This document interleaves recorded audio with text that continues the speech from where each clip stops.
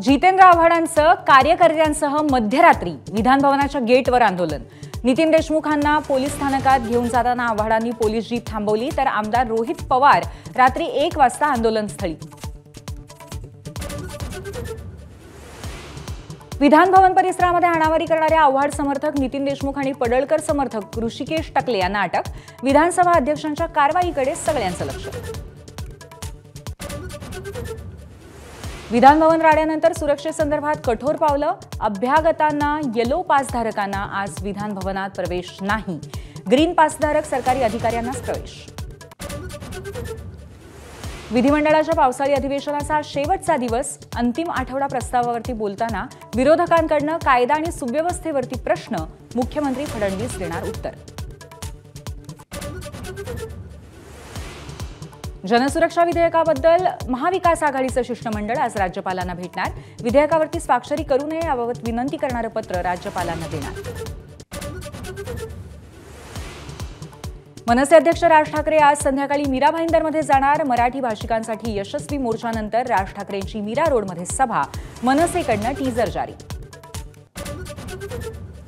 सोबत येण्याच्या अनौपचारिक ऑफरनंतर देवेंद्र फडणवीस आणि उद्धव ठाकरेंची पुन्हा भेट। विरोधी पक्षनेतेपद, हिंदी सक्ती, त्रिभाषा सूत्रावरती 20 मिनिटं चर्चा। हिंदी सक्ती हवीच कशाला हे पुस्तक फडणवीसांना दिलं भेट।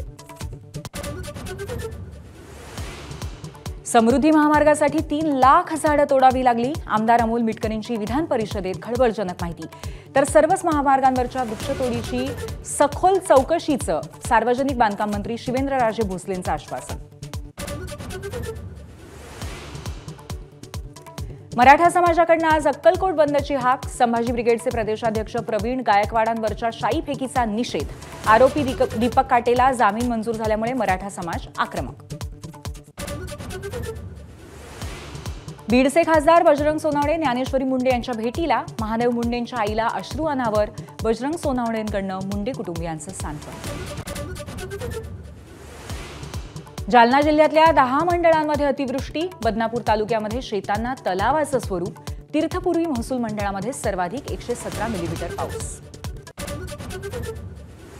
ग्रँडमास्टर आर प्रज्ञानंदचाही कार्लसनला दणका। फ्री स्टाईल ग्रँड स्लॅममध्ये अवघ्या 39 सालीमध्ये कार्लसनला हरवलं।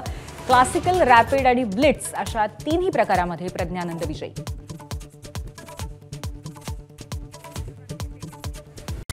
Headlines brought to you by Chitale Bandhu. ABP माझा, उघडा डोळे बघा नीट।